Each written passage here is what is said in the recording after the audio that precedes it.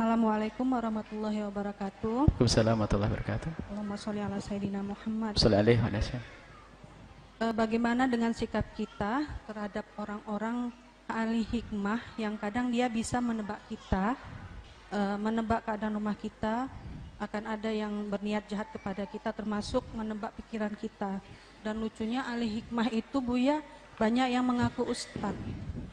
Yang ingin saya tanyakan, apa bedanya ahli hikmah itu dengan dukun atau paranormal? Itu aja Buya. Assalamualaikum warahmatullahi wabarakatuh. Apa perbedaan paranormal, dukun, ustadz ahli hikmah, kiai, ndablek? Nah ini kiai ilmu pedukunan. Ini kiai biasanya kiai males mondok. Waktu mondok itu hanya dapat ijazah, pengen bisa terbang, kerjaannya makan besi sama makan api ini, makan beling ini. Mondok makan besi, makan beling, makanya nggak pinter-pinter. Mondok cari ilmu fikih. Khayalannya pengen jadi Sunan Kalijogo. Sunan Kalijogo yang dilihat adalah keramat zahir, keramat yang sifatnya bisa merubah ini. Lupa Imam Sunan Kalijogo adalah ahli istiqomah, orang yang paling takut dalam kemaksiatan. Ini biasanya santri-santri yang malas belajar itu ya. Wah, setiap hari puasa macam-macam, puasa ini, puasa itu, puasa ini, puasa itu. Senin Kemisnya enggak. Ya, ini keblinger nih. Rupanya gurunya yang ngajari. Ilmu hikmah itu maknanya adalah ilmu hikmah. Kalau hikmah itu artinya ilmu. Hikmah itu sendiri kan artinya ilmu. Cuman kita tidak ingin kalimatu haqqin urida bihal batil. Judulnya ilmu hikmah tapi di dalamnya ilmu pedukunan. Ini kan jadi salah. Salma ilmu ramal. Orang ilmu hikmah itu biasanya ada di dalam. Kita menemukan orang-orang soleh, dia punya ilmu hikmah. Ilmu hikmah itu adalah ilmu yang sudah menempel di dalam diri orang tersebut. Misalnya apa? Dia ngasih doa, ngasih ini, mudah terkabul. Dia diajari yang aneh-aneh, sudah nggak usah bilang. Nah, ini sekarang ruqyah yang katanya ruqyah syariah. Ruqyah itu kan syariah aslinya.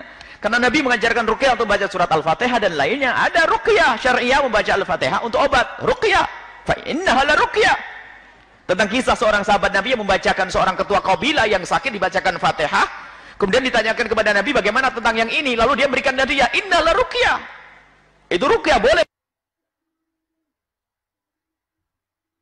Kau ambil imbalannya. Tapi sekarang ruqyah sendiri sudah dicemari dengan macam-macam. Di dalam dirimu ada 5.000 jin, ada ularnya. Ada orang ngadep ke Buya, orangnya banyak ularnya semuanya. Berani ngomong kita ada ular. Nah. Buya, saya lihat orang di mulutnya ada ular semuanya. Sudahlah, jangan hayal di sini. Kalau hayal jauh-jauh sana, itu tukang sulap sana itu. Awas, kalau ruqyah sederhana. Kalau ruqyah ahli hikmah itu datang, akan tampak di wajahnya kekhusyuan, rasa takut kepada Allah, dan tidak mengajarkan cucian yang baik, tidak mengajarin suudon, akan tapi menguatkan hatinya, itu ahli hikmah. Kalau sudah pakai cerita macam-macam, ngelantur, ngalong itu, apa lihat kamu begini, di rumahmu ada jinnya. Oh, bilang aja dari dulu saya dengar kata kiai, kalau kita mendoa Allahumma inni a'udzubika minal khubuthi wal khaba'ith, itu kan ada jin di kamar mandi kiai. Kok baru sekarang ngasih tahu? Gitu dong. Berarti lebih pintar saya dong dari. Oh, ada rumahmu, ada jin, ada. Dari dulu ada jin keliaran rumah saya. Tapi jin nggak ganggu. Sekarang jin yang kayak manusia kayak ente ini yang ganggu saya. Jadi ketakutan kan akhirnya. Harus tegas urusan ini biasanya itu aja. Istiqomahlah kepada Allah, takut kepada Allah. Dan kadang itu mengajari suudon, sudah setengah dukun. Barang kehilangan dan langsung, waduh, kemarin siapa yang datang ke rumahmu? Bismillahirrahmanirrahim. Allahumma sholli ala sayyidina. Ada orang ke rumahmu kemarin? Oh ya tentu ada kan. Padahal ini bab kehilangan, akhirnya suudon sama pamannya, prasangka buruk dengan bibinya. Kalau ahli hikmah akan berikan hikmah. Misalnya barangnya hilang, subhanallah, ayo kita berdoa. Semoga itu akhir curianmu. Semoga Allah ganti yang lebih banyak. Enggak usah suruh mencari. Oh, hati-hati ya, pokoknya orangnya pakai ciri-ciri ya. Rambutnya hitam. Cari sak kampung, rambutnya hitam. Dia punya sepeda motor merah. Merah motor.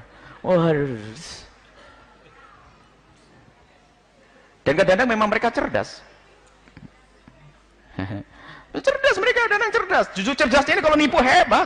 Ada polisi datang ke seorang dukun paranormal yang ke ustadz ini. Ada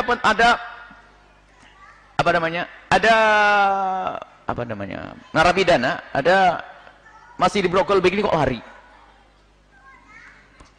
Nasihat jawab, Pak polisi belum jauh nih, masih di sini, sekitar sini. Betul digubek setelah itu, ya ketemu. Ya jelas loh, pakai brogol kalau kelihatan naik mobil kan ketahuan. Apalagi di situ nih. Ini cerdas ya karena pakai brogol. Enggak jauh, masih sekitar sini. Bener. Oh ya pintar. Hati-hati, semakin cerdas ilmu pedukunan, apalagi pakai label ustadz, hati-hati. Ilmu hikmah adalah memberikan ijazah yang baik, doa-doa yang baik. Sampai kami sering jimat sendiri bukan sesuatu yang haram. Karena Sayyidina Abdullah bin Umar juga pernah membuatkan jimat, tulisan ayat Al-Quran dikalungkan di anak-anak kecil. Agar terhindar dari gangguan setan. Jadi jimat tidak ada. Tapi syaratnya tidak boleh meyakini bahasanya kekuatan ada di tulisan itu. Tapi kekuatan dari Allah. Tapi ini digunakan untuk anak kecil yang sudah tua baca wirid, baca zikir, bukan kalungan jimat. Baca zikirnya, baca berapa kali dijaga oleh Allah pakai kalungan. Jimatnya sak tas. Duit 1 tas baru buat sedekah, jimat 1 tas. Setiap ketemu orang juga tokonya ditempeli banyak, apakah tidak boleh? Ada yang lebih bagus, baca bukan ditempelin. Apakah tidak boleh nempelin? Tidak syirik. Karena ada yang pernah diajarkan Sayyidina Abdullah bin Umar, cuman kadang kita berlebihan. Momen kalau orang buta huruf, tidak bisa membaca Arab, ya dibukakan yang semacam itu. Lah ini ustadz dikasih jimat. Ustaz kasih ijazah zikir setiap malam. A'udzu billahi baca Ratibul Haddad, baca Wiridul Latif, baca itu. Sudah beres semuanya itu semuanya. Pendidikan dari Nabi sallallahu alaihi wasallam. Nah, sekarang apa perbedaan ustaz, dukun dan paranormal? Kadang memang membingungkan jawabannya. Kita tidak tahu apakah ini dukun yang nyamar jadi ustaz atau ustaz yang nyamar jadi dukun. Kita bingung jadinya. Ada ustadz nyamar jadi dukun, serba salah. Nyamarnya kok jadi dukun, repot lagi. Dukunnya nyamar jadi ustadz. Akhirnya kita kembalikan kepada kaidah urusan syariah. Kalau dia orangnya istiqomah, takut kepada Allah, omongnya tidak ngelantur, tidak ngajari suudon, nggak usah sok tahu tentang yang gaib. Itu adalah yang gaib Allah yang tahu. Dan siapapun yang beritahu, cuman dikit-dikit merasa sok tahu, bahkan sampai meningkat ini kejahatannya para dukun ini. Setiap hari ketemu Nabi Muhammad SAW. Waduh, hebat ini. Bermacam-macam, makanya sudahlah jangan urusan yang demikian ini. Urusan dengan amalkan dengan amal dohir ini, lakukan syariat yang benar. Ya, kalau memang agar tidak diganggu sama pencuri, ya ada. Agar tidak diganggu oleh pencuri, agar rumahmu aman, dibuat kunci. Kemudian tahajud. Kalau sering tahajudan yang pencuri nggak mau datang. Masjidnya sampai jamnya dicuri. Oh gimana tidak dicuri? Oh nggak ada yang jamaah di situ. Masjidnya sekarang ada pencuri. Kada semua. Buya, masya Allah sekarang pencuri sudah luar biasa. Kenapa? Jam di masjid dicuri. Saya ketawa. Ini yang salah bukan pencurinya ini. Kok sampai masjid bisa dicuri? Ini kan berlebihan ini. Jamaahnya pada di mana? Baik, ayo kita semuanya benah diri. Jadi memang ada ahli hikmah itu orang yang diberi oleh Allah subhanallah hikmah di dalam lidahnya. Kalimatnya kalimat hikmah. Kadang-kadang nasihat itu didengar dari orang lain tidak akan berpengaruh. Cuman kalau kalimat diucapkan oleh beliau, Allah. Dan kadang bukan seorang alim, akan tapi ciri yang tidak bisa dibantah adalah dia jauh dari kemaksiatan. Kalaupun bermaksiat mudah bertobat. Mustahil wali bermaksiat, harat, bohong tuh pasti dusta. Kalau ada wali ngomongnya aneh bikin umat itu geger, enggak. Wali enggak akan begitu. Biar wali buat tentrem. Wali tidak bikin masalah. Kalau ada wali yang punya ungkapan bikin orang berperang itu bukan wali. Wali itu kalimatnya akan menjadikan orang tentrem, bersatu, saling mencintai, itu wali. Padahal ngomongnya cuma ngomong begitu saja, tapi ternyata didengar oleh umat. Sehingga di dalam berguru, mencari guru dalam guru tarbiyah, termasuk dalam membenah diri, termasuk pengobatan dan sebagainya. Ketahuilah yang diperlukan adalah orang itu harus berpegang dengan syariat. Mungkin tidak harus derajat alim seperti fulan, akan lebih ternyata dia orang yang paling takut kepada Allah, takut keharaman, takut maksiat, maka itu adalah ciri dia adalah ustadz, bukan dukun. Memang istilah orang pinter itu waktu pertama kali, istilah orang pinter kita pertama kali pulang dari Yaman itu di sini Buya, gimana kalau kita lagi punya masalah datang ke orang pinter? Saya pikir orang pinter kan ustadz ya. Oh bila datang orang pinter ya boleh. Rupanya istilah di sini orang pinter itu beda. Dukun, paranormal. Baik itu saja. Kami tidak akan memberikan. Intinya semuanya harus berhati-hati. Gurumu adalah yang mendekatkan dirimu kepada Allah. Mungkin dia adalah seorang guru di kampung tidak masyhur. Hati-hati berguru dengan orang masyhur. Berguru dengan orang masyhur.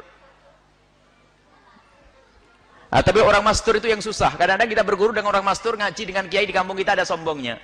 Karena saya sudah berguru dengan orang masyhur, fitnah kan? Orang masyhur yang terkenal di sana sini. Hati-hati.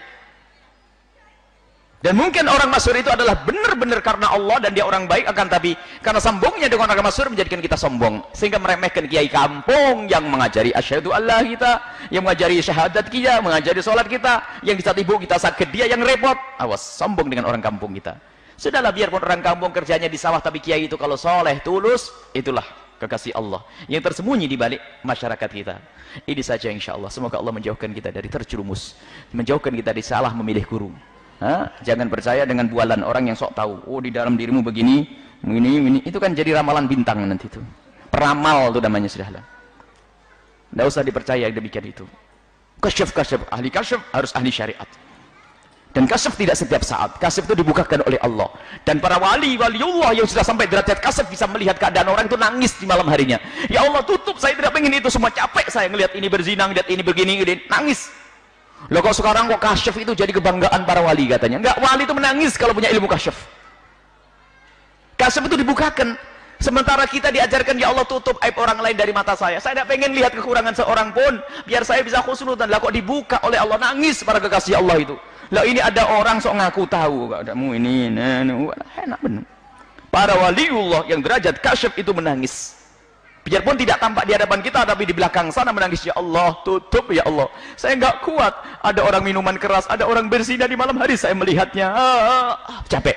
Aku minta, ya Allah tutup aib orang lain dari mata kami, ya Allah, agar aku bisa berprasangka baik kepada siapapun. Waliullah kerjaannya prasangka baik. Makanya jangan sok kasyaf tahu, ini pasti hayal tuh. Kalau orang bangga dengan begitu berarti bukan kiai yang sesungguhnya. Wallahu a'lam bishawab.